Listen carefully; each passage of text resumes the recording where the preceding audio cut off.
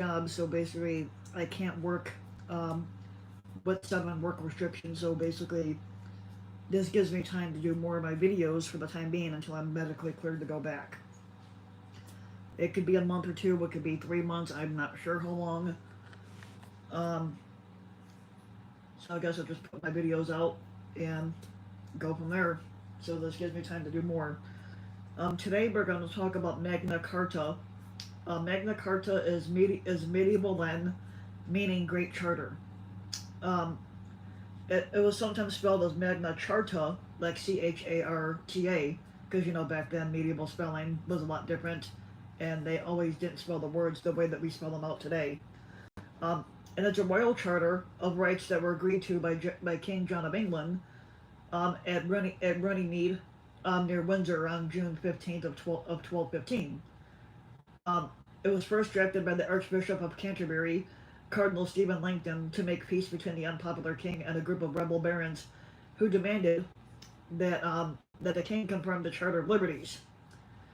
It promised the protection of church rights, protection for the barons from illegal imprisonment, access to swift and impartial justice, and limitations on feudal payments for the crown, to be implemented through a council of 25 barons.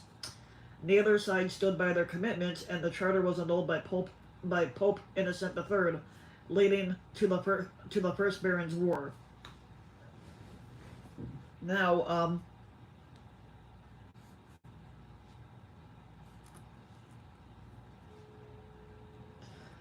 this is supposed to be what this is kind of like what they wrote on back that many years ago.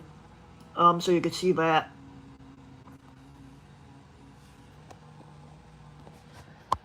And so there is something called the First Barons' War that's highlighted. I might pull that up later on and try to put a video on that about by next week. So after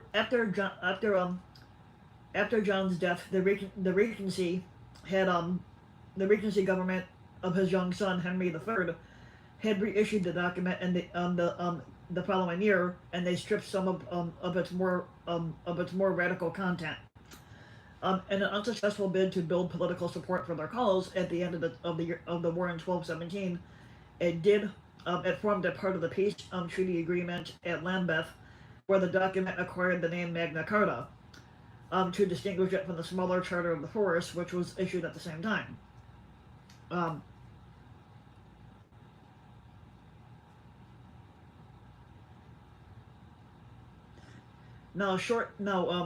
Short of funds, Henry had reissued the charter again in the year 1225 in exchange for a grant of new taxes. Now his son Edward I repeated the exercise in 1297, this time confirming it as part of England's statute law. However, Magna Carta was not unique, and but other legal documents of its time, both in England and beyond, made broadly similar statements of rights and limitations on the powers of the crown. Now the charter became part of the English political life and was typically renewed by each monarch in turn, although as time went on and the fledgling Parliament of England passed new laws, it lost some of its what they call practical significance. At the end of the 16th century, there was an upsurge in interest in Magna Carta.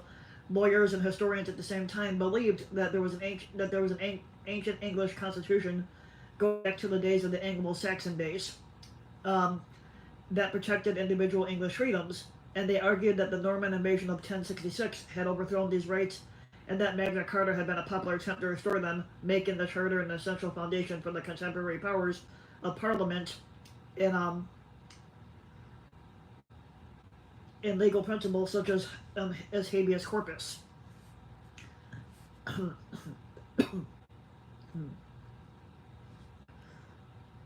Now, although this historical account was badly flawed, jurists such as Sir Edward Coke involved Magna Carta extensively in the early 17th century, arguing against the divine rights of kings. Now, both James I and his son Charles I attempted to suppress the discussion of Magna Carta, But the political myth of Magna Carta that it dealt with the protection of ancient personal liberties persisted after the Glorious Revolution of 1688 and well into the 19th century. Um, it influenced the early American colonists in the 13 colonies and the formation of the United States Constitution, which became the supreme law of the land in the new Republic of the United States. Now,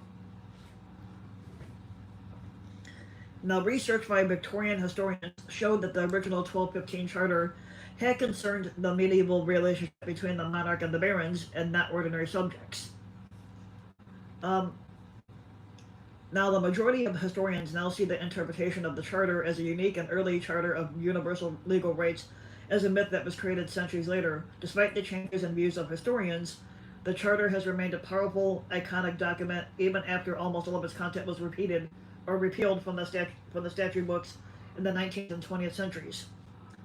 Now, Magna Carta still forms an important symbol of liberty to this day, and it's often cited by politicians and campaigners, and it is held in great respect by the British and American legal communities. Um, Now, Lord Denning described it in 1956 as the greatest constitutional document of all time, and the foundation of the freedom of the individual against the arbitrary authority of the despot. Now, in the 21st century, four exemplifications of the original 1215 charter remain in existence to this day. Two at the British Library, one at Lincoln Castle, and one at Salisbury Cathedral. Salisbury Cathedral. Now, these are recognized by UNESCO and its memory of the World International Register. There are a handful of the subsequent charters in public and private ownership, including copies of the 1297 Charter, which are both in the United States and Australia. The 800th anniversary of Magna Carta in 2015 included extensive celebrations and discussions, and the four original 1215 charters were displayed together at the British Library. Now, none of the original 1215 Magna Carta is currently in force since it has been repealed, but however, three clauses of the original charter are enshrined in the 1297 reissued Magna Carta, and they still do remain in force in England and throughout Wales.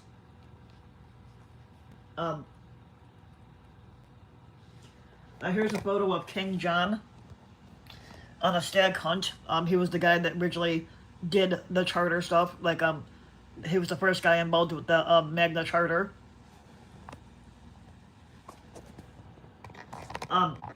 So Magna Carta originated as an unsuccessful attempt to achieve peace between royalist and rebel factions in 1215. As part of the events leading to the outbreak of the First Barons' War. Now, England was ruled by King John at the time, who was the third of the Angevin Angevin kings. Now, although the kingdom had a robust administrative system, the nature of government under the Angevin monarchs was ill-defined and uncertain. Now, King John and his predecessors had ruled using the principle.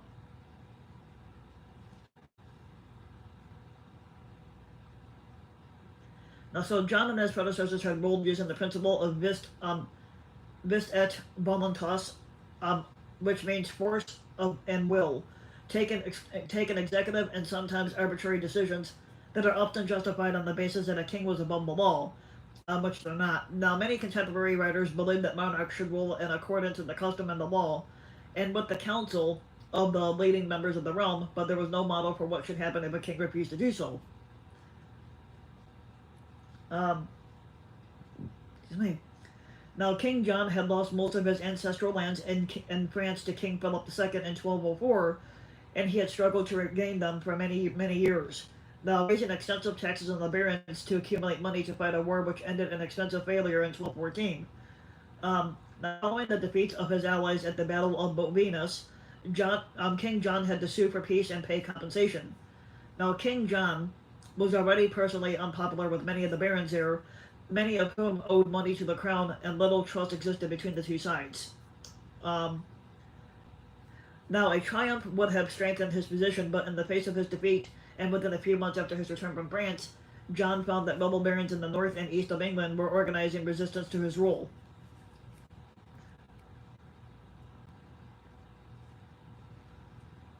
Now, the rebels took an oath that they would stand fast for the liberty of the church and the realm, and they demanded that the king confirm the Charter of Liberties that had been declared by King Henry I in the previous century before, and which was perceived by the barons to protect their rights. Now, the rebel leadership was unimpressive by the standards of the time, and even disreputable. They were united by the hatred of John. Robert Fitzwalter, later elected leader of the rebel barons, claimed publicly that John had attempted to rape his daughter and was implicated in a plot to assassinate John in 1212. Um, Now, John held a council in London in January of 1215 to discuss potential reforms to this, and sponsored discussions in Oxford between his agents and the rebels during this spring. Now, both sides appealed to Pope Innocent III for assistance in the dispute. And here's a picture, and here's a mural of Pope Innocent III.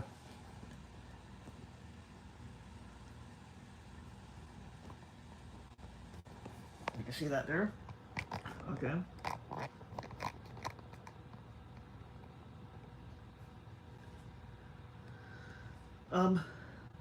So they were appealing to so both sides appealed to Pope Innocent III for assistance in this dispute, but during the negotiations, the rebellious barons produced an initial document, which historians have termed the Unknown Charter of Liberties, which drew on Henry I's Charter of Liberties for much of its language. 7 articles from that document later appeared in the Articles of the Barons and the subsequent charter.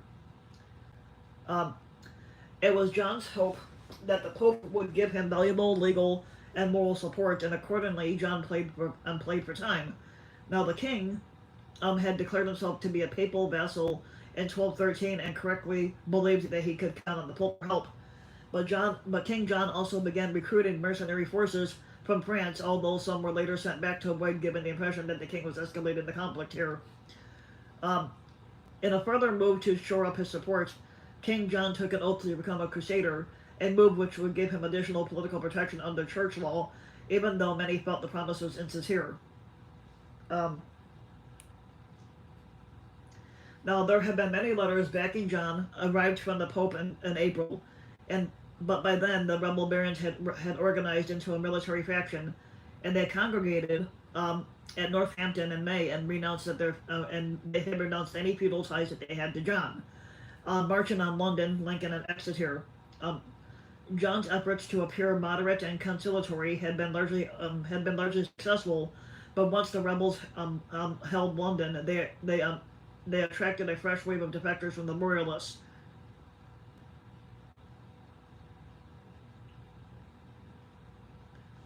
Now, the king offered to submit the problem to a committee of arbitration with the Pope as a supreme arbitrator, but this was not attractive to the rebels. Now,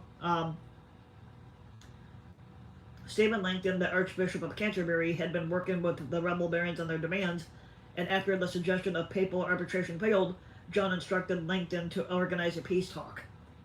Now, it's kind of hard to read this, but this is supposed to be the article of the barons that was written in 1215, and it's held at the British Library.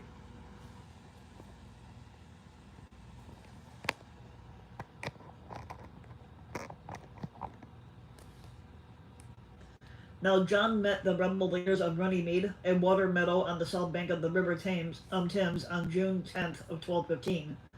Runnymede was a traditional place for assemblies, but it was also located on neutral ground between the royal fortress of Windsor Castle and the rebel base of Staines, and it offered both sides the security of a rendezvous where they were unlikely to find themselves at a military disadvantage. Now, here the rebels presented John with their draft demands for reform, which was known as the Articles of the Barons. Stephen Langton's pragmatic efforts at mediation over the next 10 days turned these incomplete demands into a charter, capturing the proposed peace agreement. A few years later, this agreement was renamed Magna Carta, meaning Great Charter. By June 15th, general agreement had been made on a text, and on June 19th, the rebels renewed their oath of loyalty to John, and copies of the charter were formally reissued. Now, although, as the historian David Carpenter noted, the charter wasted no time on political theory, it went well beyond simply addressing the individual baron complaints, and it formed a wider proposal for political reform.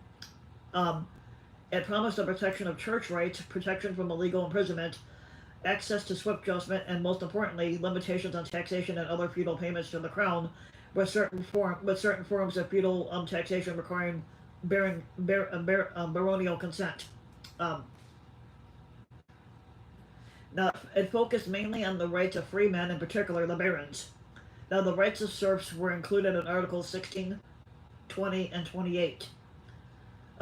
Its style and content reflected Henry I's Charter of Liberties, as well as a wider body of legal traditions, including the royal charters issued to towns, the operations of the church and baronial courts, and European charters such as the Statute of Emirs.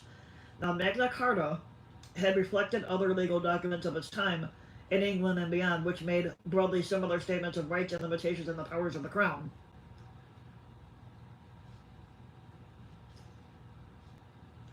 Now, now under what historians later labeled Clause 61, or the Security Clause, a council of 25 barons would be created to monitor and ensure John's future adherence to the charter.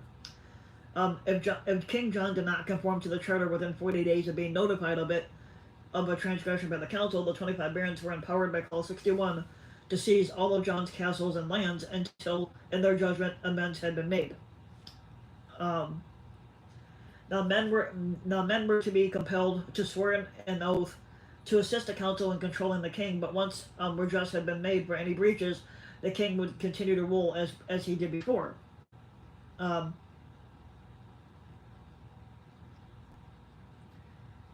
Now, in one sense, this was not unprecedented.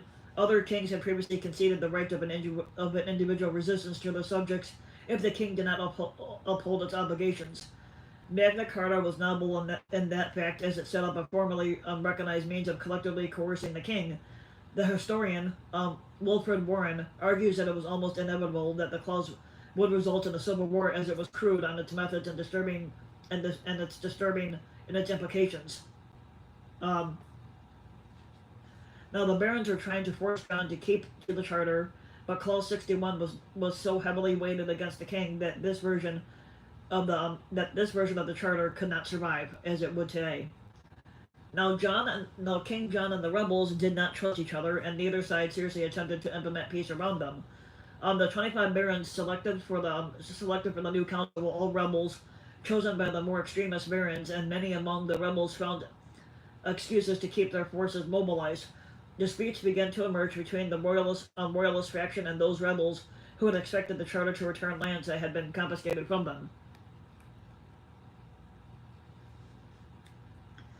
Now, Clause 61 of Magna Carta contained a commitment from King John that he would seek to obtain nothing from anyone in our own person or through someone else, whereby any of these grants or liberties may be revoked or diminished.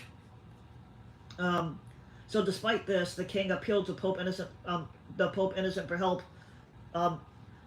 in July, arguing that the charter compromised the Pope's rights as John's feudal lord. As part of the June peace deal, the barons were supposed to surrender London by August 15th, but this they refused to do so.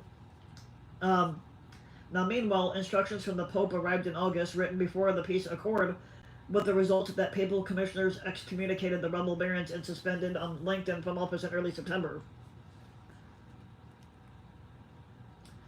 Now, once aware of the charter, the Pope responded in detail, in a letter dated back to June by August 24th, and arriving in late September, he declared the charter to be not only shameful and demeaning, but also illegal and unjust, since John had been forced to accept it. And accordingly, the charter was null and void of all validity forever under the threat of excommunication. The king was not to observe the charter, nor were the barons and nor could the barons try to enforce it again.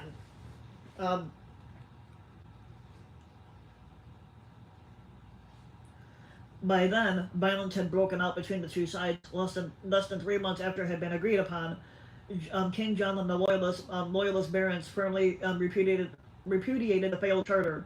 The First Barons' War would erupt.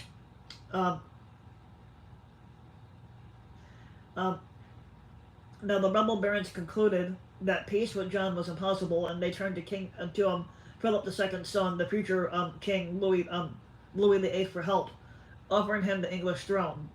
Now the war soon settled into a stalemate, and the king became ill and died on the night of October 18th of 1216, leaving his 9-year-old son Henry the third as future king. Um, Magna Carta was the first document in which reference is made to English and Welsh law alongside one another, including the principle of the common acceptance of the lawful judgment of peers. Um, Charter 56, or Chapter 56, the return of lands and liberties to Welshmen if those lands and liberties have been taken by English and vice versa without law abiding the judgment of their peers. Chapter 57 states the return of Gruffold ap Llewellyn Lorworth, illegitimate son of Llewellyn ap Lorworth, Llewellyn the Great, along with other Welsh hostages, which were originally taken for peace and for good.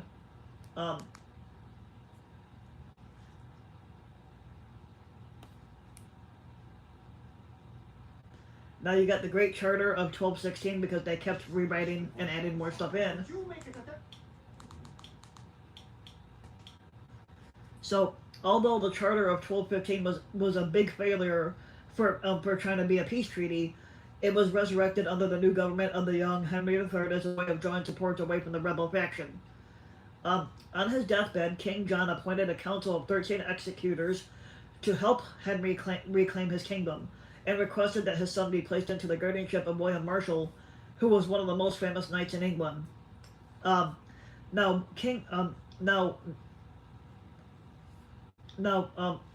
Sir William Marshal knighted the boy, and Cardinal Guala Bashiri, who was the papal legate to England, then oversaw his coronation of Gloucester Cathedral on October.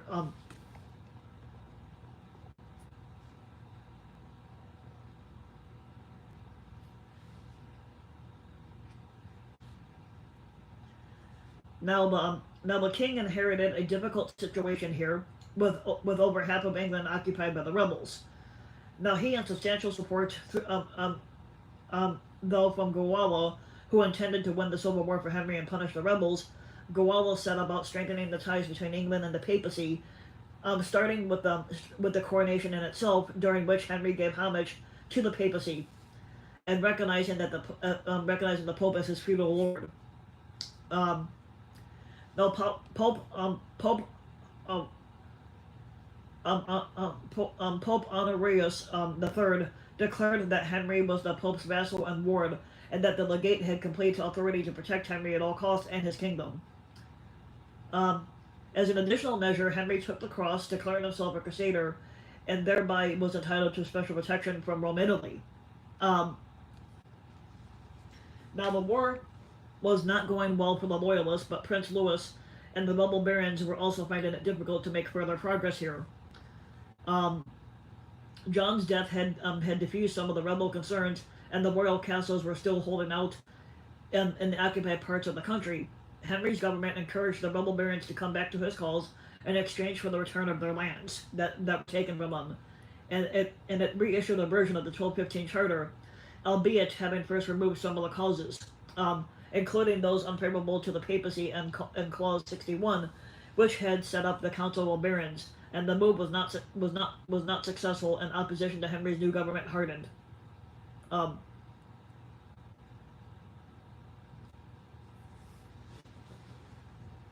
Now this here is supposed to be the Charter of the Forest. This was reissued in 1225, and this is held at the British Library also. Now, of course, I could also do a video on that one, probably next week or so.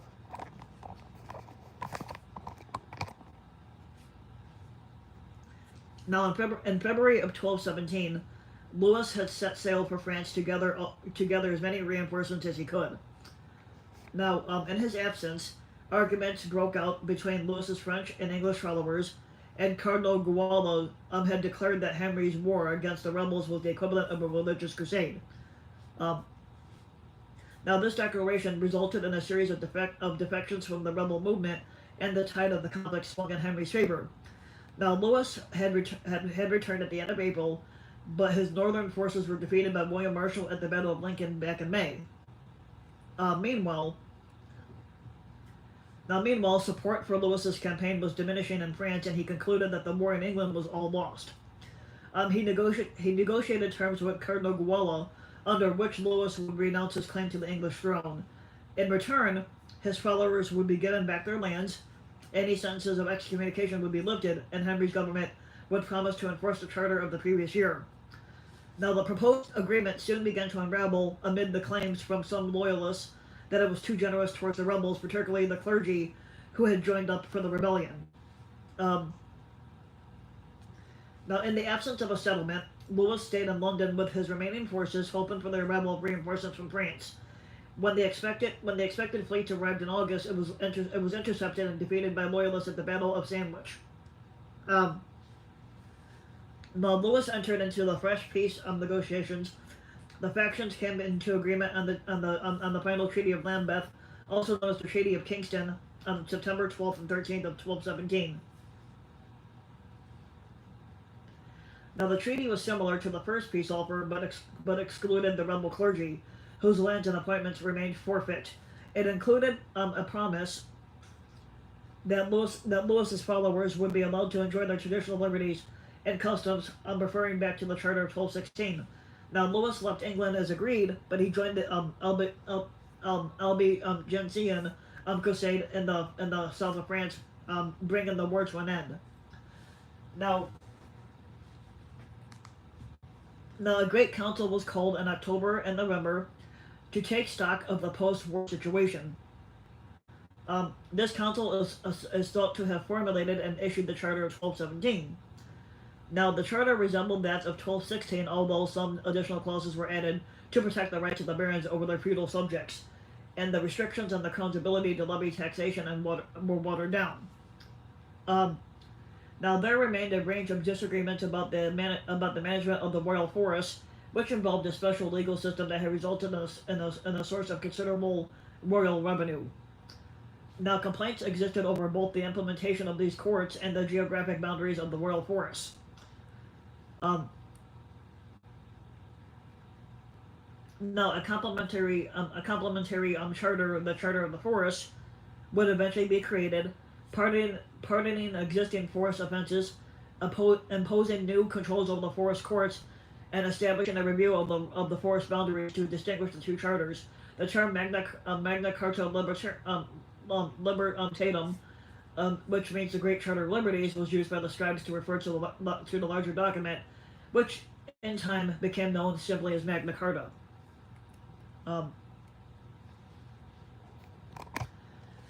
Now, here is a 1225 version of Magna Carta that was issued by Henry III, and it's held in the National Archives. Some of these papers, very few ever made it into existence, and they're still in existence today. A lot of them were lost over time.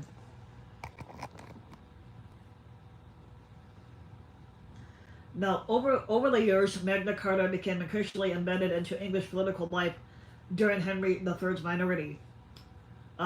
As the king grew older, his government slowly began to recover from the Civil War, and regaining control of the counties and beginning to raise revenue once again, taking care not to overstep the terms of the charter. Henry remained a minor, and his government's legal ability to make permanently binding decisions on his behalf was limited. In the year 1223, the tensions over the status of the charters became clear in the royal court. Now, when Henry's government attempted to reassert its rights over its properties and revenues in the counties, he faced resistance from many communities that argued, if sometimes incorrectly, that the charters protected the new arrangements, which it did not.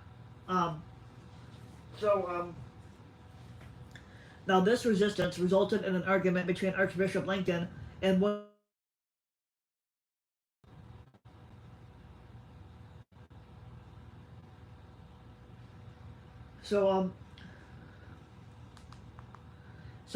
This resistance resulted in an argument between Archbishop Langton and William Brewer over whether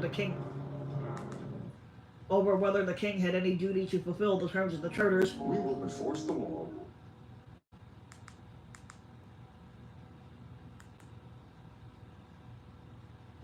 Um, so um, so this resulted in an argument between Archbishop Langton and William Brewer over whether the king had any duty to fulfill the terms of any of the charters, and given that he had been forced to agree to them, on this occasion, Henry gave assurances that he considered himself bound by the charters, enabling a royal inquiry into the situation in the counties to progress. Um, Now, in 1225, the question of Henry's commitment to the charters had reemerged. Now, when Louis the Eighth of France invaded Henry's remaining provinces in France, um, and Gascony, Henry's army and they also Poitou, so France, Poitou, and Gascony. Henry's army in Poitou was under resourced, and the province quickly fell. Now, it became clear that Gascony would also fall unless reinforcements were sent from England. Now, in early 1225, a great council approved a tax of 40,000 to dispatch an army, which quickly retook Gascony. Now, in exchange for agreeing to support Henry, the barons demanded that the king reissue Magna Carta and the Charter of the Forest. The content was almost identical to the 1217 version, but in the new versions, the king declared that the charters were issued of his own spontaneous and free will, and confirmed them with the royal seal, giving the new Great Charter and the Charter of the Forest of 1225 much more authority than the previous versions that they had. Um,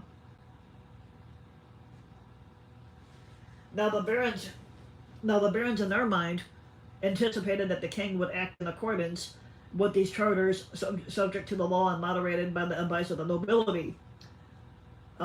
Now, uncertainty would continue, and in 1227, when he was declared of age and able to rule independently, Henry announced that future charters had to be issued under his own seal. This brought into question the validity of the previous charters issued during his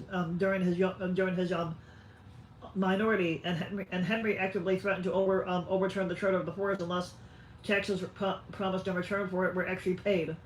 And in 1253, Henry confirmed the charters once again in exchange for taxation.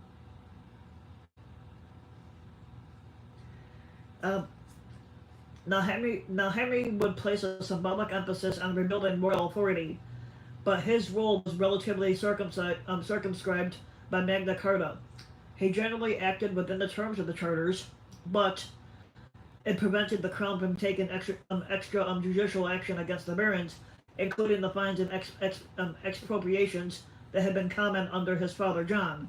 The charters did not address the sensitive issues of the appointment of royal advisors and the distribution of patronage, and they lacked any means of enforcement if the king chose to ignore them. Now, the inconsistency with which he applied the charters over the course of his rule alienated barons, even those with his own faction.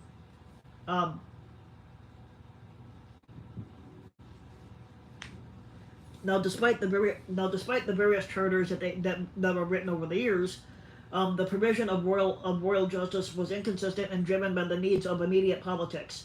Sometimes action would be taken to address a legitimate baronial complaint, while on other occasions the problem would simply be ignored.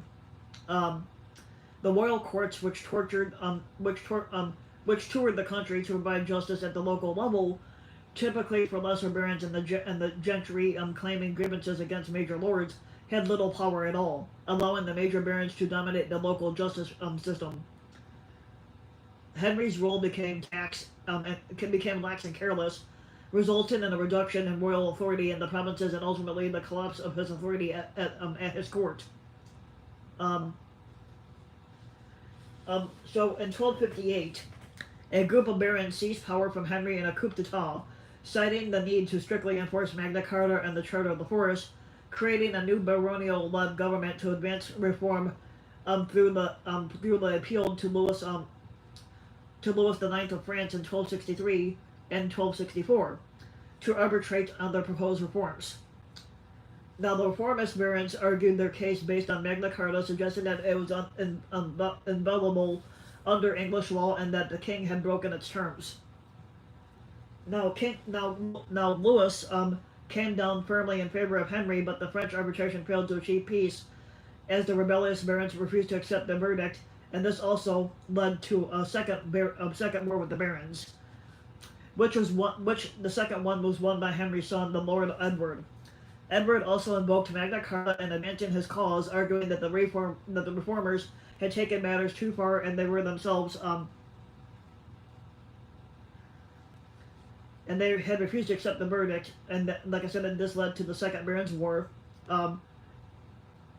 So Henry had a son, the Lord Edward, and he was the one that won the Second Barons' War. So Edward also invoked Magna Carta and abandoned his cause, and it argued that the reformers had taken matters too far, and they were themselves acting against the Magna Carta. So in a conciliatory gesture, after the barons had been defeated in 1267, Henry issued the Statute of Marlborough, which included a fresh commitment to observe the terms of Magna Carta.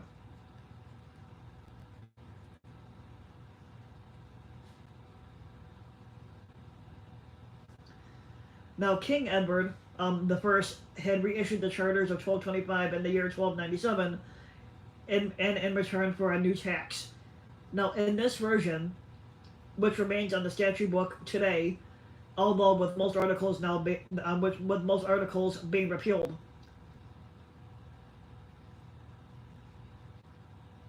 the Confirmatio Cartarum, which means confirmation of charters, was issued in Norman French by Edward in 1297.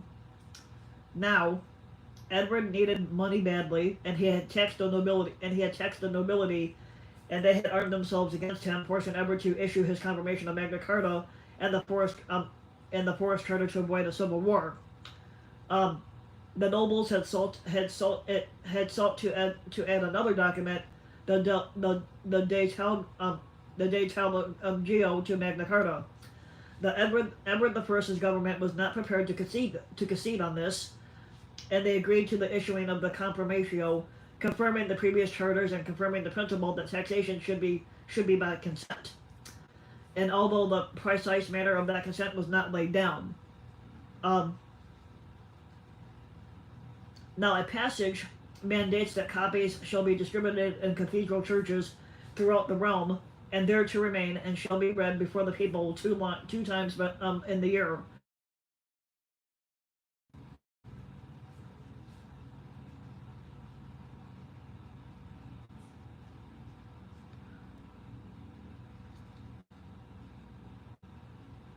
Now, hence the permanent installation of the copy in Salisbury Cathedral.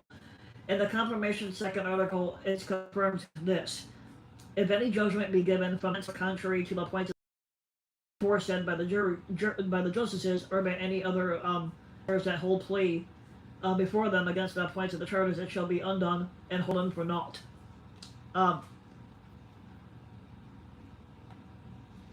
Now, there was a Great Charter of 1300, with the reconfirmation of the charters in the year 1300, an additional document was granted, the Articles upon the Charters. Now, it was composed of 17 articles, and it sought in part to deal with the problems of enforcing the charters. Now, Magna Carta and the Forest Charter were to be issued to the sheriff of each county at that time, and should be read 4 times a year at the meetings of the county courts. Now, each county should have a committee of 3 men who could hear complaints about violations of the charters. Now,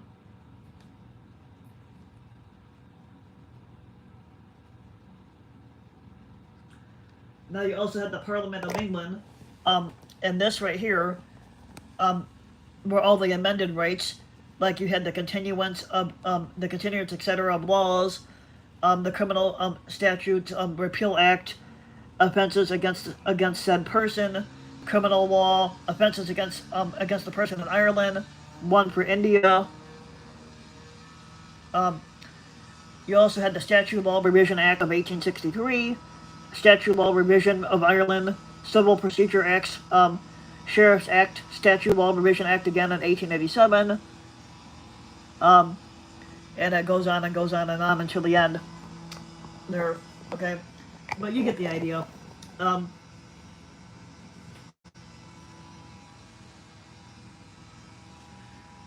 okay, so Pope Clement V had continued the papal policy of supporting monarchs who ruled by divine grace against any claims in Magna Carta which challenged the king's rights, and they annulled the Compromatio Carta Rum in 1305. Now, Edward I interpreted Clement V's papal bull annulling the Compromatio Carta Rum as effectively applying to the Super Cartos, although the latter was not specifically mentioned.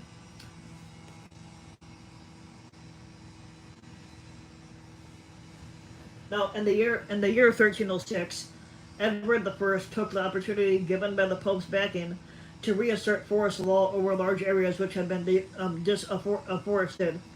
Now, both Edward and the Pope were accused by some contemporary chroniclers of perjury, and it was suggested by Robert McNair Scott that Robert the Bruce refused to make peace with Edward I's son, Edward II, in 1312 with the jurisdiction or justification.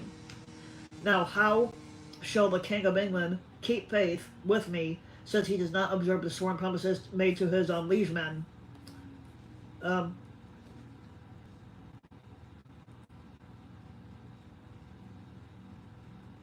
Now, the Great Charter was referred to in legal cases throughout the medieval period.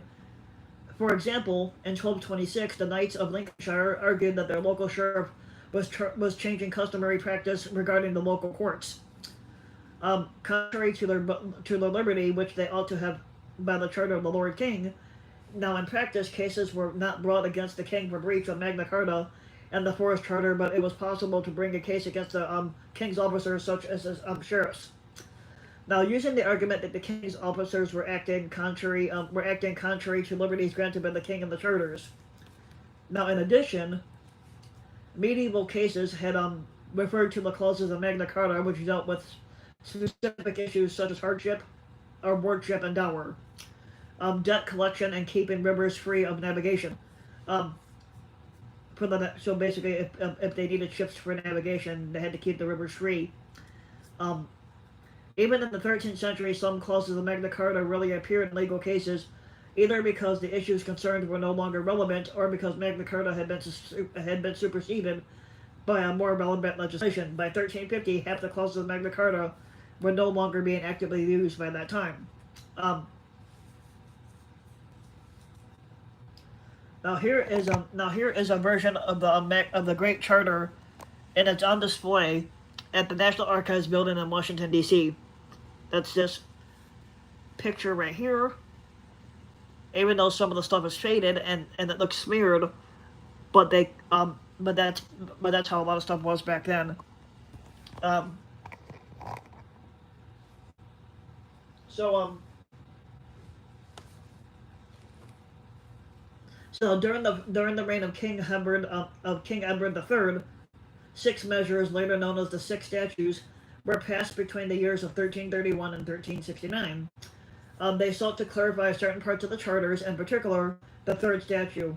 In 1354, they redefined Clause 29 with free man becoming no man of whatever state or estate or condition he may be, and they introduced the phrase due process of law for lawful judgment of his peers or for the law of the land. Um, Now, between the 13th and 15th centuries, Magna Carta was reconfirmed 32 different times, according to Sir Edward Coke, and possibly as many as 45 times. Um, Often, the first item of parliamentary business was a public reading and reaffirmation of the charter, and as in the previous century, parliaments often exacted confirmation of it from the monarch. Now, the charter was confirmed in 1423 by King Henry the Sixth. Um, Now, by the mid 15th century, Magna Carta had ceased to occupy a central role in English political life, and as monarchs reasserted authority and powers which had been challenged in the 100 years after Edward the First. Um, so the Great Charter remained a text for lawyers, particularly as a protector of property rights, and it became more widely read than ever as printed versions circulated and levels of literacy had increased. Now, during the 16th century, their interpretation of Magna Carta and the First Barons' War shifted. Henry the Henry the Henry the Seventh um, took power at the end of the turbulent Wars of the Roses, followed by Henry the Eighth, and extensive propaganda under both rulers promoted the legitimacy of the regime. Now, now the legitimacy of any sort of rebellion against royal power and the priority of supporting the crown in its arguments with the papacy. Um, Now, Tudor historians rediscovered the Barnwell chronicler, who was and he was and they were more favorable to King John than any other 13th century text. And as historian Ralph Turner describes, they viewed King John in a positive light as a hero struggling against the papacy, um, showing little sympathy for the Great Charter of the rebel barons and pro-Catholic demonstrations during the 1536 uprising cited Magna Carta, accusing the king of not giving it sufficient respect. Um,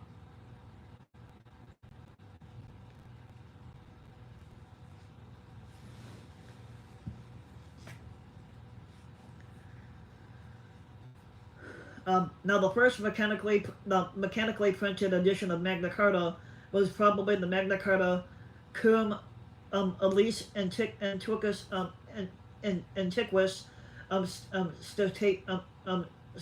Statius of 1508 by Richard Pinson. Although the early printed versions of the 16th century incorrectly attributed the origins of Magna Carta to Henry III, and in 1225 rather to his father John in the year of 1215, and accordingly they worked from the later text. An abridged English language edition was published by John Ralstall in 1527. Thomas Berthelot, Pinson's successor as the royal printer during 1530 and the years of 1547, printed an edition of the text along with other ancient statutes in 1531 and up to 1540. This is a paper from the Magna Carta, Great Charter with English statutes. This was back in the 14th century.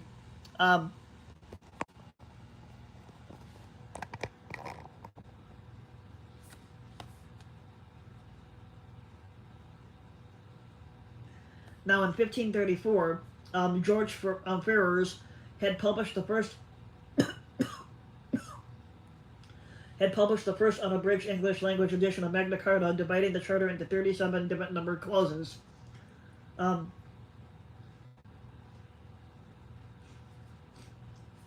the mid 16th century funerary monument of Sir Rowland Hill of Sultan, placed in St. Stephen's on Walbrook, included a full statue of the Tudor statements and judge holding a copy of Magna Carta. Hill was a Mercer and Lord Mayor of London, and both of these statues were shared with Sir Lowell Mercer, who was a negotiator and enforcer of Magna Carta.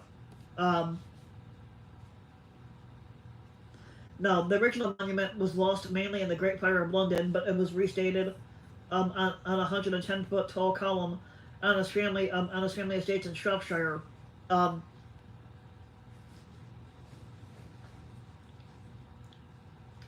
At the end of the 16th century, there was an upsurge in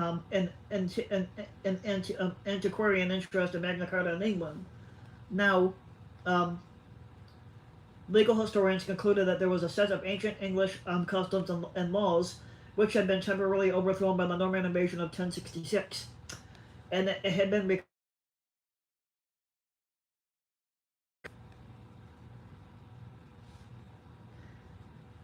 recovered in 1215.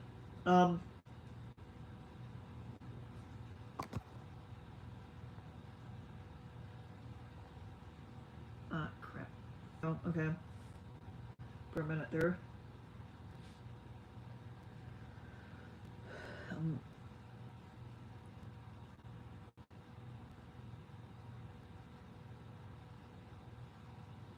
Okay, so legal historians concluded that there was a set of ancient English customs and laws had been overthrown temporarily by the Norman invasion of 1066. and it had been recovered in 1215 and recorded in Magna Carta, which in turn gave authority to important 16th century legal principles. Modern historians regard this narrative as fundamentally incorrect, and they refer to it as a myth.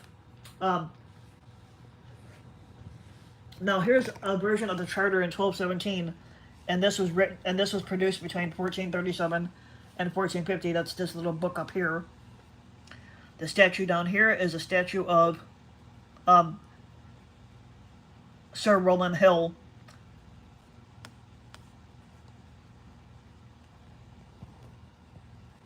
Okay, so then antiquarian William Lombard published what he believed were the Anglo-Saxon and Norman law codes, tracing the origins of the 16th century English Parliament back to this period, but he misinterpreted the dates of many documents that were concerned. Francis Bacon had argued that Clause 39 of Magna Carta was the basis of the 16th century jury system and judicial process, and took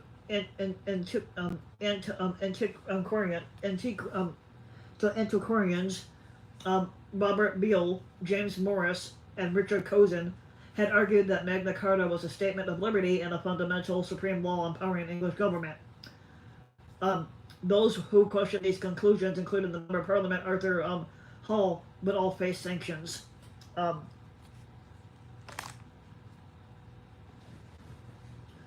So in the early 17th century, Magna Carta became increasingly important as a political document and arguments over the authority of the English monarchy. James I and Charles I both propounded greater authority over the crown, justified by the doctrine of the divine right of kings, and Magna Carta was cited extensively by their opponents to challenge the monarchy.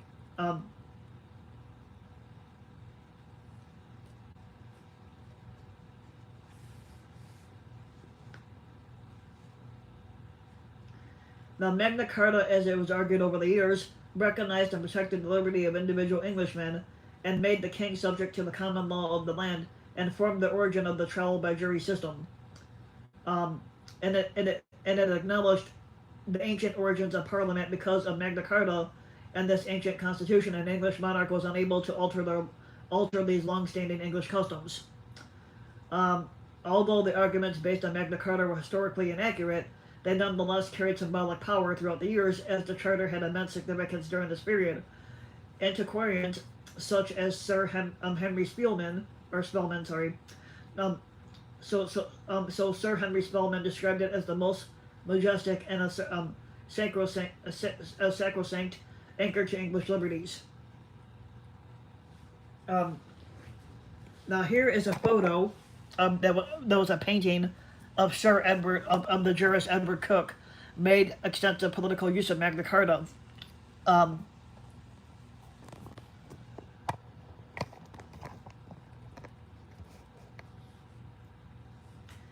Now, Sir Edward Coke was a leader and using Magna Carta as a political tool during this period. Now, still working from the 1225 version of the text, the first printed copy of the 1215 Charter had only emerged in 1610, and Coke spoke and wrote about Magna Carta repeatedly during that time. Now, his work was challenged at the time by Lord Ellesmere, and modern historians such as Ralph Turner and Claire Bray had critiqued Coke as misconstruing the original charter anachronistically and uncritically, and taken a very selective approach to his analysis. Now, more sympathetic to this was J.C. Holt, and noted that the history of the charters had already become distorted by the time Coke was carrying out his work.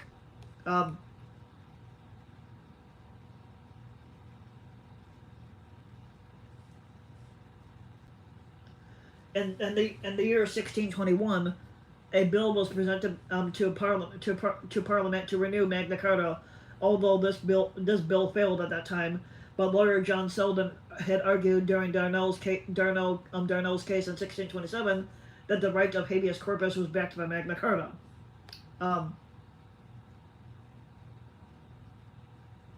Now, Cook had supported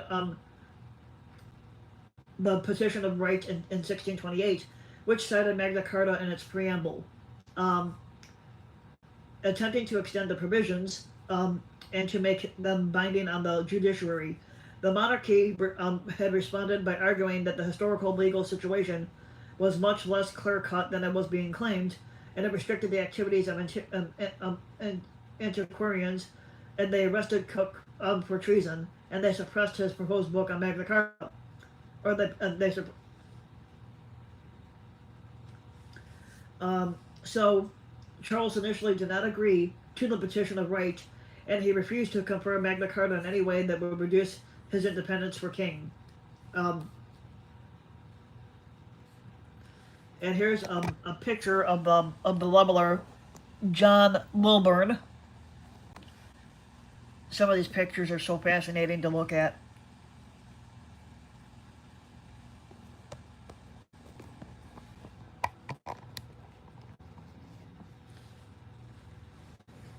In the 1640s, England would descend into a civil war, resulting in Charles I's execution in 1649. Under the Republic that followed, some questioned whether Magna Carta, an agreement with the monarch, was still relevant to that at that time. An anti-Cromwellian pamphlet published in 1660, the English devils said that the nation had been compelled to submit to this tyrant Noel or be cut off by him.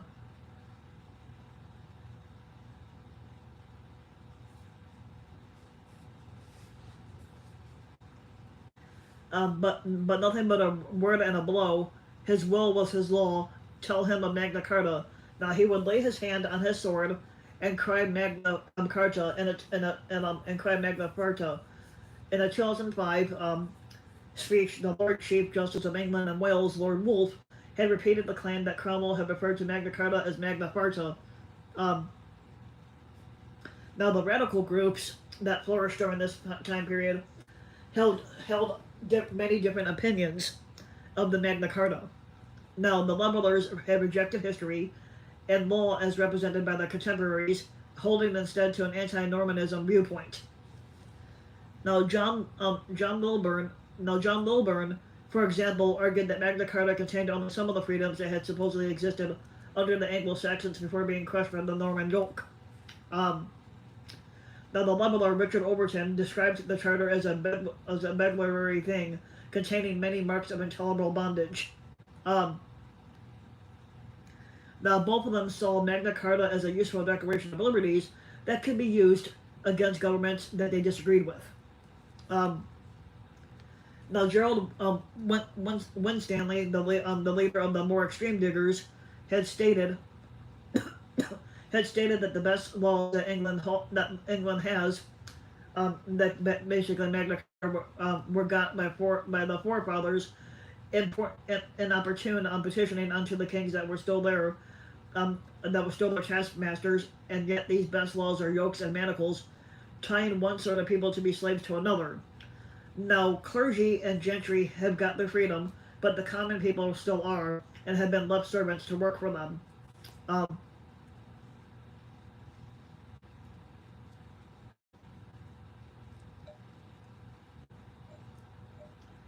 Okay, now the first attempt at a proper historiography was undertaken by Robert Brady. He refuted the supposed antiquity of Parliament and belief in the immutable continuity of the law. Now, Brady realized that the liberties of the Charter were limited and argued that the liberties were the grant of the king. By putting Magna Carta in historical context, he would cast doubt on its contemporary political relevance. His historical understanding did not survive the Glorious Revolution, which, according to the historian J.G.A. Pocock, marked as a setback for the course of English historiography.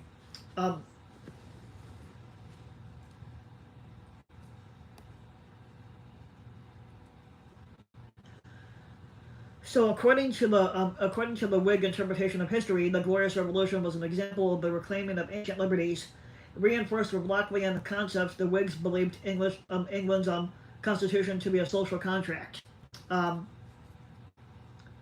and they based the documents on that they based on documents such as Magna Carta, the Petition of Rights, and the Bill of Rights.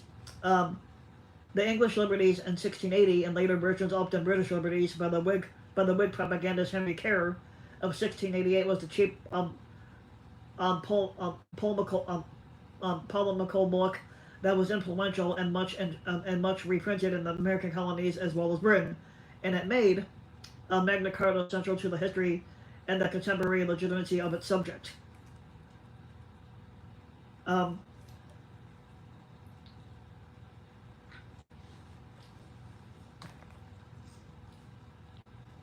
so it would also greatly extend the powers of Parliament under this new constitution, and also so ideas about the nature of law in general were beginning to change throughout the years.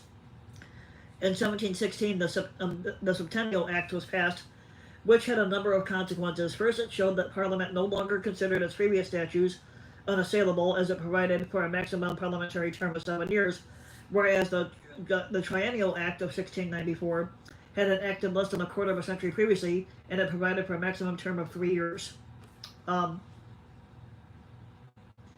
But this would also extend the powers of Parliament.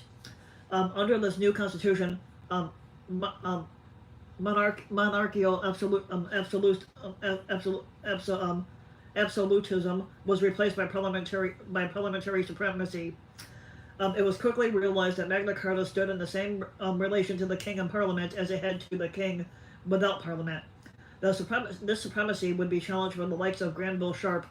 Now, Sharp regarded Magna Carta as a fundamental part of the Constitution and maintained that it would be treason to appeal any part of it, but he also held that the Charter prohibited slavery.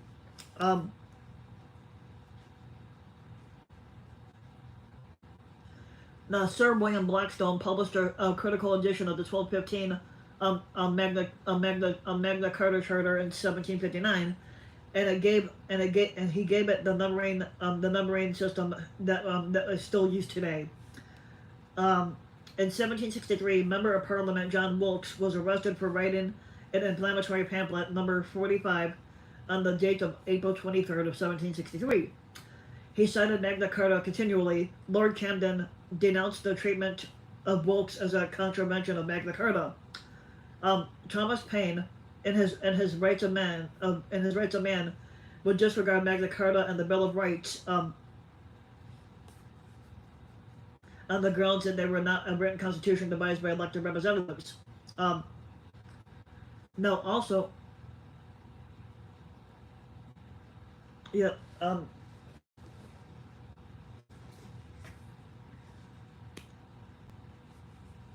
Now, when it comes to the Magna Carta, it's also been used in the 13 colonies. When English colonists left for the New World, they would bring royal charters that established the colonies. The Massachusetts Bay Company charter, for example, stated that the colonists would have and enjoy all liberties and immunities of free and natural subjects. Now, the Virginia Charter of 1606, which was largely drafted by Edward Cook, stated that the colonists would have the same liberties, franchises, and immunities as people born in England.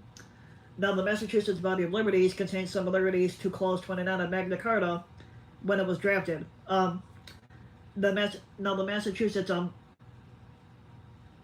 The Massachusetts General Court viewed Magna Carta as the chief embodiment of English common law. The other colonies would follow their example, but in 1638, Maryland sought to recognize Magna Carta as part of the law of the province, but the request was denied by Charles I. So here is a Magna Carta replica and display in the rotunda at Washington D.C. And this is a replica of the Magna Carta in the case here. Kind of hard to really read that when it's laying down like that.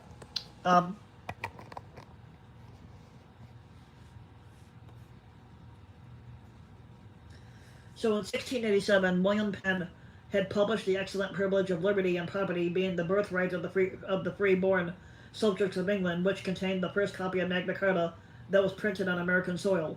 Um, Penn's comments reflected Cook's indicating a belief that Magna Carta was a fundamental law. Now, the colonists drew on English law books, leading them to an anachronistic interpretation of Magna Carta, believing that it guaranteed trial by jury and habeas corpus. Um, Now, the development of parliamentary supremacy in the British Isles did not constitutionally affect the 13 colonies, which retained an adherence to English common law, but it directly affected the relationship between Britain and the colonies. When American colonists fought against Britain, they were fighting not so much for new freedom, but to preserve liberties and rights that they believed to be enshrined in Magna Carta. Um,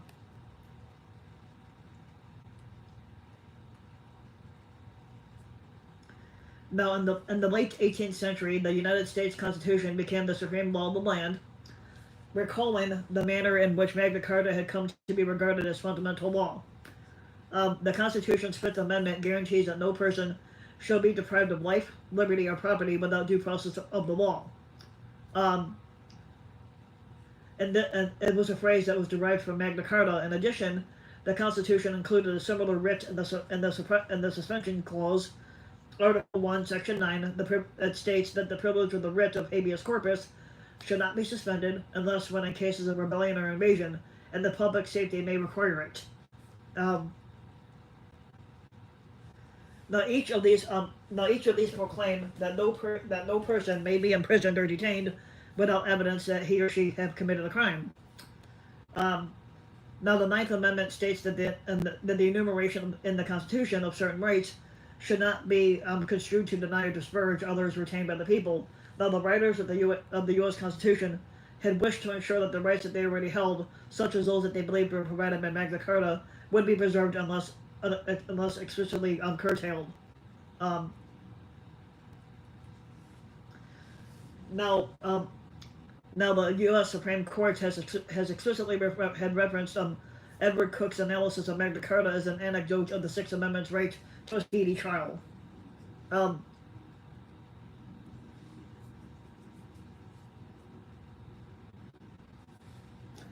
Now here is a romanticized 19th century recreation of King John signing Magna Carta into law, and that's this picture right here. The guy at the table is supposed to be King John, and the people around him are just people that were supposed to have witnessed him signing that document into law at that time. Now, initially, the Whig interpretation of Magna Carta and its role in constitutional history had remained dominant up until during the 19th century. Now, the historian William Stubbs' Constitutional History of England, that was published in the 1870s, had formed the high watermark of this view. Stubbs argued that Magna Carta had been a major step in the shaping of the English nation, and he believed that the barons at Runnymede in 1215 were not just representing the nobility, but the people of England as a whole, and standing up to a tyrannical ruler in the form of King John. They considered him to be tyrannical, didn't say why. So the view of Magna Carta began to recede. The late Victorian jurist and historian Frederick William Maitland had provided an alternative academic history in the year 1889, which began to return Magna Carta to its historical roots. In 1904, Edward Jenks published an article entitled "The Myth of Magna Carta," which undermined the previously accepted view of Magna Carta. Historians such as Albert Pollard agreed with Jenks in concluding that Edward Cook had largely invented the myth of Magna Carta in the 17th century. And now these historians argued that the 1215 Charter had not referred to liberty for the people at large, but rather to the protection of baronial rights. Now, this view became popular in a wider circle. In the 1930s, Seller and Yeatman had published their parody on English history, 1066 and All That, in which they mocked the supposed importance of Magna Carta and its promises of universal liberty. Magna Carta was therefore the chief cause of democracy in England, and thus a good thing for everyone except the common people. In many literary representations of the medieval past, however, Magna Carta remained the foundation of English national identity. Some authors used the medieval roots of the document as an argument to preserve the social status quo, while others pointed to Magna Carta to challenge perceived economic injustices. Now, the baronial order of Magna Carta was formed in 1898 to promote the ancient principles and values that felt to be displayed in the Magna Carta. Now, the legal profession in England and the United States continued to hold Magna Carta in high esteem. Um, and they were instrumental in forming the Magna Carta Society in 1922 to protect the metals at Runnymede from development in the 1920s. And in 1957, the American Bar Association had erected the Magna Carta Memorial at Runnymede. The prominent lawyer Lord Denning described Magna Carta in 1956 as the greatest constitutional document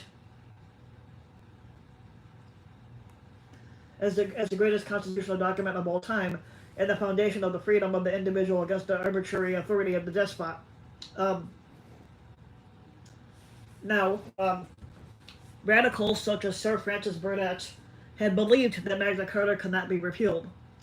But in the 19th century, clauses which were absolute or had been superseded began to be repealed. The repeal of Clause 26 in 1829 by the Offences Against the Person Act of 1828 was the first time a clause of Magna Carta was ever repealed, and over the next 140 years, nearly the whole of Magna Carta as itself, as a statute from 1297, was also repealed, leaving only the clauses 1, 9, and 29 still in force in England and Wales after the year 1969. Most of the clauses were repealed in England and Wales by the Statute Law Revision Act of 1863, and in modern Northern Ireland, and also in the modern Republic of Ireland by the Statute Law Revision of 1872. So many later attempts to draft constitutional forms of government trace their lineage back to Magna Carta. Now the British dominions, Australia and New Zealand and Canada, except Quebec, and formerly the Union of South Africa and Southern Rhodesia, had reflected the influence of Magna Carta in their laws, and the Charter's effects can be seen in the laws of other states that evolved from the British Empire. Now,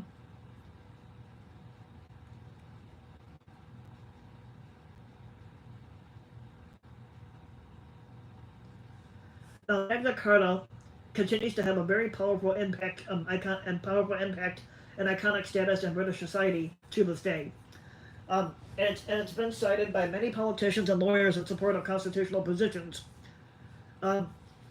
Its perceived guarantee of trial by jury and other civil liberties, for example, led to Tony Benn's in reference to the debate in 1208 and 2008 over whether to increase the maximum time that terrorism suspects could be held without charge, like from 28 to 48 days, as the day Magna Carta was repealed. And here is the Magna Carta Memorial in Runnymede, and it was designed by Sir Edward Mulf and erected by the American Bar Association in 1957.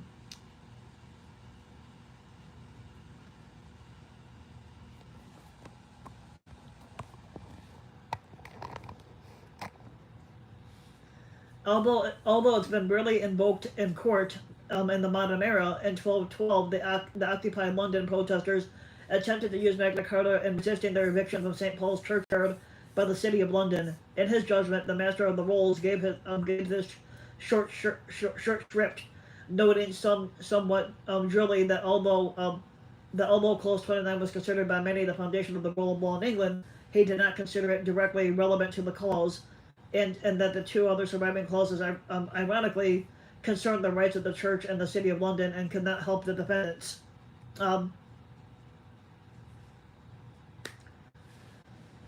So Magna Carta carries little legal weight in modern Britain today, as most of its clauses have been repealed and relevant rights ensured by other statutes.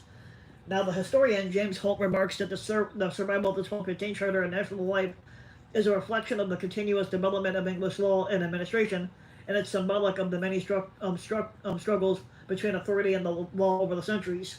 The historian W.L. Warren has observed that many who knew little and cared less about the content of the charter here, and in nearly all ages, invoked its name and with good cause, for it meant more than it said. Um,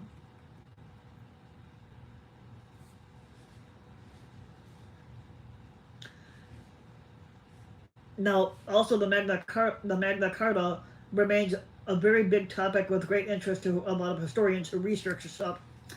Natalie Fried characterized the Charter as one of the holiest of cows in English medieval history, with the debate over its interpretation and meaning unlikely to end. Um, the majority of contemporary historians, however, see the interpretation of the Charter as a unique and early charter of legal rights as a myth that was created centuries later. Um, Now, in many ways, um, it's still a sacred text. Magna Carta is generally considered part of the uncodified Constitution of the United Kingdom. In the 2005 speech, the Lord Chief Justice of England and Wales, Lord Wolfe, described it as the first of a series of instruments that are now recognized as having a special constitutional status. Um, Now, Magna Carta was reprinted in New Zealand in 1881 as one of the imperial acts enforced there. Clause 29 of the document remains in force as part of a New Zealand law. Um,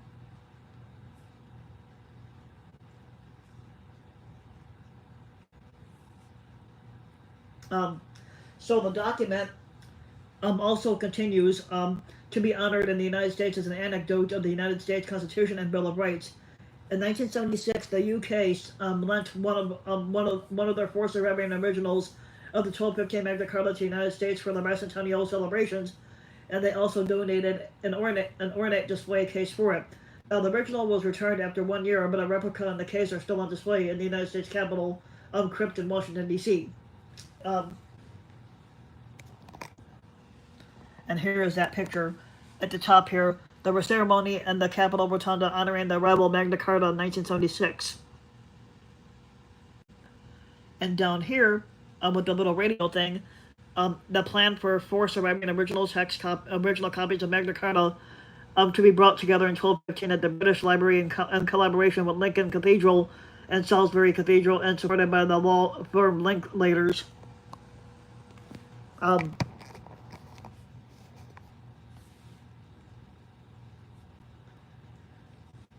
on June 15th of 2015 was the 800th anniversary of Magna Carta, of when the original charter first started, and organizations and institutions planned celebratory events. The British Library brought together the four existing copies of the 1215 manuscript in February of 2015 for a special exhibition. British artist Cornelia Parker was commissioned to create a new artwork, Magna Carta and Embroidery, which was shown at the British Library between May and July of 2015. The artwork is a copy of the Wikipedia article about Magna Carta as it appeared on the document's 799th anniversary of June of 2014, and hand embroidered by over 200 people. I'm gonna try to move for a minute here.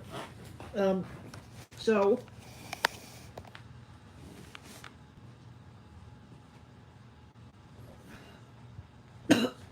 yeah, okay, hold on. So on June 15th of 2015, a commemoration ceremony was conducted at Runnymede at the National Trust Park, and it was attended by British and American dignitaries. On the same day, Google celebrated the anniversary with the Google Doodle.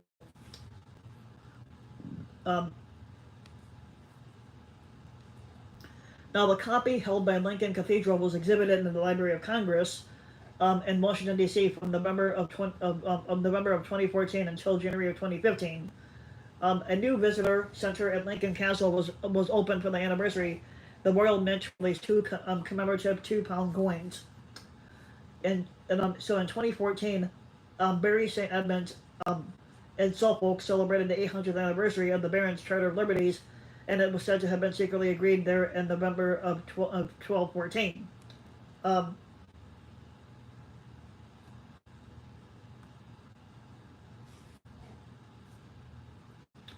Now, there are many numerous copies known as exemplifications that were made of the various charters throughout the years, and many of them still survive to this day. The documents were written in heavily abbreviated medieval Latin in clear writing, using either using quill pens on sheets of parchment made from sheepskin, approximately 15 by 20 inches um, across. Now they were sealed with the royal Great Seal by an official called the Svigernal, and it was equipped with a special seal press using beeswax and resin. Um, Now there were no signatures on the Charter of 1215, and the barons present did not attach their own seals to it. The text was not divided into paragraphs or numbered clauses. The numbering system used today was introduced by the jurist Sir William Blackstone in the year 1759. Um,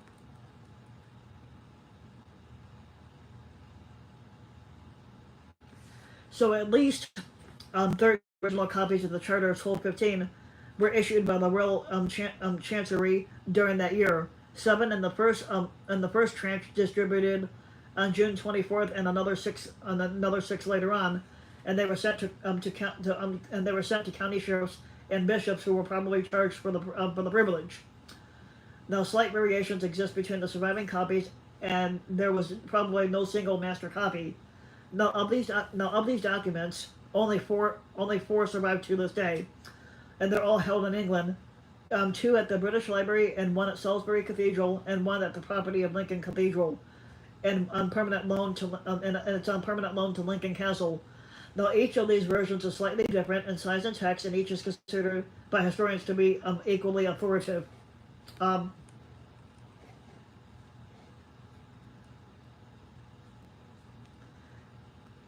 Now, the two 1215 charters held by the British Library, known as Cotton MS Augustus II 106 and Cotton Charter the 1331A, were acquired by the antiquarian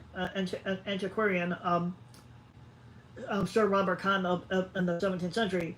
The first had been found by Humphrey Williams, who's a London lawyer, and who may have discovered it in a tailor shop, and who gave it to Cotton in January of 1629.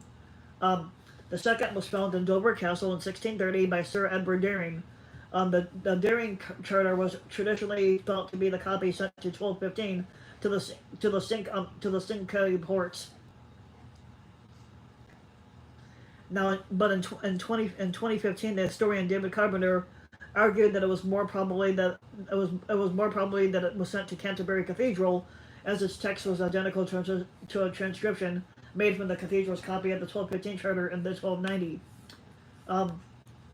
Now, this copy was damaged in the Cotton Library fire of 1731, when its seal was badly melted. The parchment was somewhat shriveled by the otherwise relatively unscathed. An engraved facsimile of the charter was made by John Pine in 1733. In the 1830s, an ill-judged and bungled attempt at cleaning and conservation rendered the manuscript largely eligible to the naked eye, and this is the only surviving 1215 copy still to have its great seal attached. Now here is a 1733 engraving by John Pine of the 1215 Magna Carta, Magna Carta Charter. So and we have those.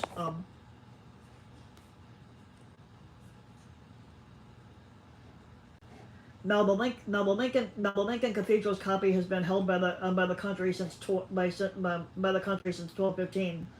Now, it was displayed in the common chamber in the cathedral before being moved to another building in 1846. Between 1939 and 1940, it was displayed in the British Pavilion at the 1939 World Fair in New York City, and the Library of Congress. When the Second World War broke out, Winston Churchill wanted to give the charter to the American people, hoping that this would encourage the United States, who was then neutral, to enter the war against the Axis powers. But the cathedral was unwilling, and the plans were dropped. After December of 1941, when Pearl Harbor got bombed, the copy was stored in Fort Knox, Kentucky, for safekeeping, before being put on display again in 1944 and returned to Lincoln Cathedral in early 1946. It was then put on display again in 1976 in the cathedral's medieval library, and it was also displayed in San Francisco and was taken out of display for a time to undergo conservation and preparation for another visit to the United States, where it was exhibited in 2007 at the Contemporary Art Center of Virginia and the National Constitution Center in Philadelphia. Um, in 2009, it returned to New York to be displayed at the Francis Tavern Museum. It is currently on permanent loan to the David P. J. Ross Vault at Lincoln Castle, along with an original copy of the 1217 Charter of the Forest. Um, Now, the fourth copy is held by Salisbury Cathedral, and it was first given in 1215 to its predecessor, Old Sarum Cathedral, and it was rediscovered by the cathedral in 1812, and it has remained in Salisbury throughout its history, except when being taken off-site for restoration work. It's probably the best preserved of the four, although small pinholes can be seen in the parchment from where it was once pinned up.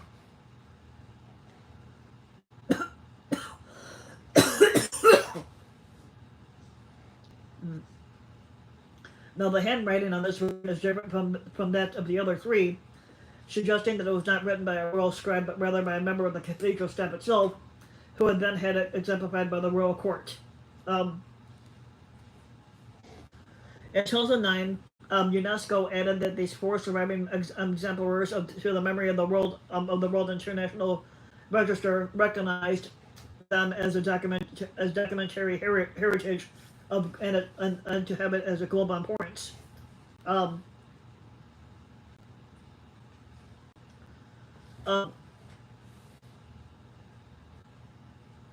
no other early versions of the charter survive to this day. Only one exemplification of the 1216 charter survives, and that's held in Durham Cathedral. Four copies of the 1217 charter exist. Now, three of these are held by the Bodleian Library in Oxford, and one by Hereford Cathedral. Now, Hereford's copy is occasionally displayed alongside the Mappa Mundi in the cathedral's chained library, and it has survived along with a small document called the Super Cartos that was sent along with the charter, telling the sheriff of the county how to observe the conditions outlined in this document.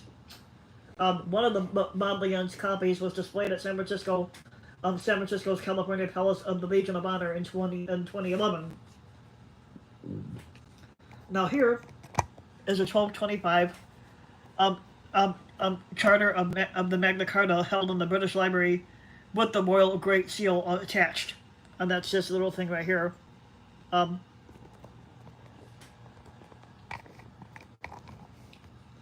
Now, four exemplifications of the 1225 charter survive.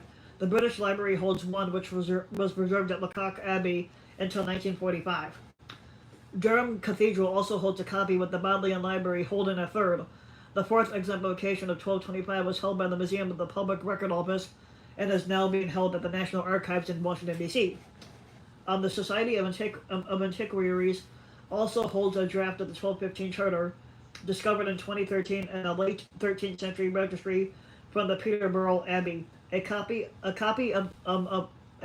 1225 third reissue within an early 14th century collection of statues, and a roll copy of the 1225 reissue.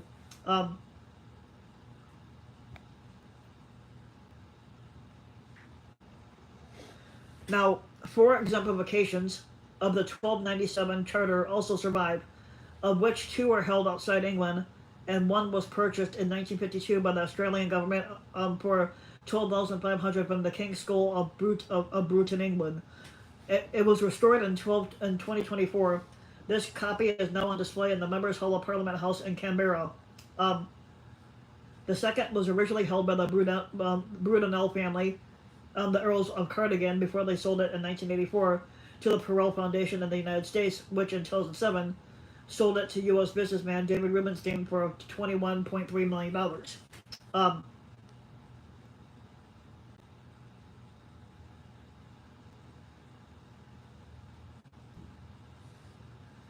Now, Rubenstein commented, "I have always believed that this was an important document to our country, even though that it was not drafted in our country or written out here, but he believed it was the basis for the Declaration of Independence and the basis for the Constitution that we have today." This exemplification is now on permanent loan to the National Archives in Washington, D.C., Now, of the other two surviving 1297 exemplifications, one is held in the UK's National Archives, and the other and the other in Good Hall, London.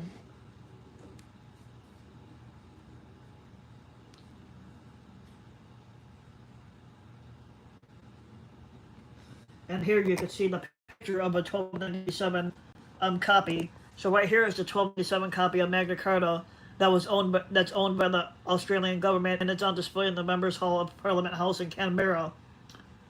Um,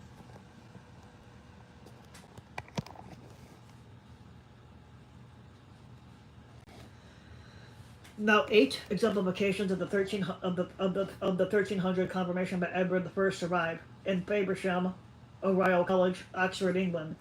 The Bodleian Library, Durham Cathedral, Westminster Abbey, the City of London, which is held in the archives of the London Guildhall, Sandwich, which is held in the Sandwich Guildhall Museum, and Cambridge, Massachusetts, held at Harvard Law School.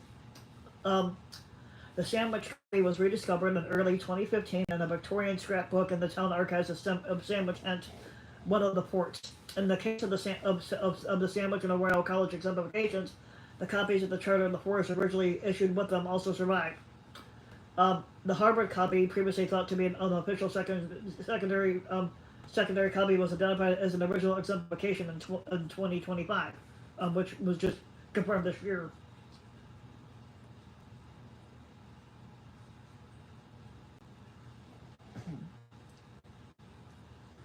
Most of the 1215 charter and later versions were sought to govern the feudal rights of the crown over the barons. Um, Under the Angevin kings, and in particular during John's reign, the rights of the king had frequently been used inconsistently, often in an attempt to maximize the royal income from the barons. Now, feudal relief was one way that a king could demand money, and clauses 2 and 3 fixed the fees payable when an heir inherited an estate or when a minor came of age and took possession of the land. Um,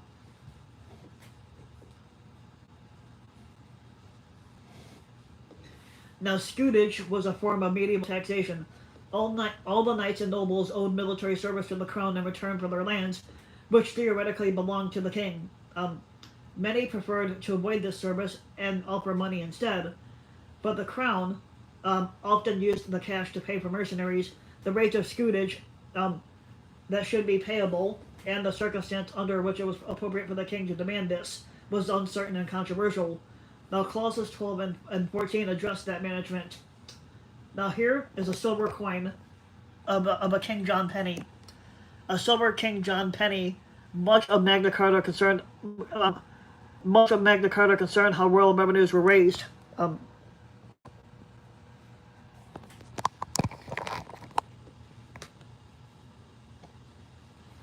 Now, the English judicial system had altered considerably over the previous century, with the royal judges playing a larger role in delivering justice across the country. Um, John had used his royal discretion to extort large sums of money from the barons, effectively taking payment to offer justice in particular in cases, and the role of the crown in delivering justice had become politically sensitive among the barons. Um, Clauses 39 and 40 demanded due process to be applied in the royal justice system, which clause 45 required the king had required that the king appoint knowledgeable royal officials to these relevant titles. Um, Now, although these clauses did not have any special significance in the original charter, this part of Magna Carta became singled out as particularly important in later centuries. Um, in the United States, for example, the Supreme Court of California interpreted clauses 45 in 1974 as establishing a requirement in common law that the defendant faced with the potential of incarceration be entitled to a trial overseen by a legally trained judge. Um, Now, here is a painting of King John holding a church.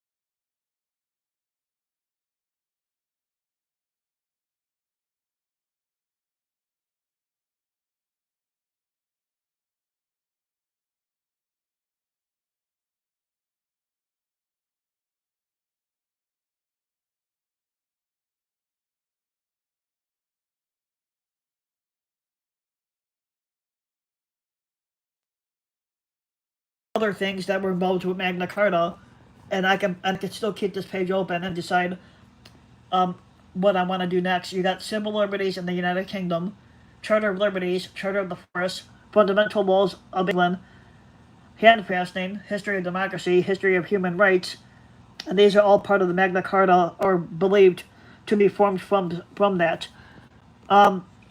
So that would be all. That would be all for today mainly. I'm not gonna have a video up for the next week or so.